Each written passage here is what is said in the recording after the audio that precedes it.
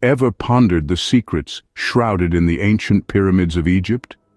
These grand structures, a testament to human ingenuity, have baffled historians and archaeologists for centuries. Legends whisper of hidden chambers, lost treasures, and even curses. The Great Pyramid of Giza, the largest of them all, was built over 20 years for the pharaoh Khufu. Its original height was a staggering 481 feet, almost as tall as a modern 40-story building. Crafted from over 2 million stone blocks, each weighing more than 2 tons, it's a marvel that leaves us in awe. But the question remains, how did the ancients achieve this feat without modern machinery? Scholars propose theories of ramps, levers, and sheer manpower, yet the truth remains elusive. The pyramids, true to their nature, continue to guard their mysteries well.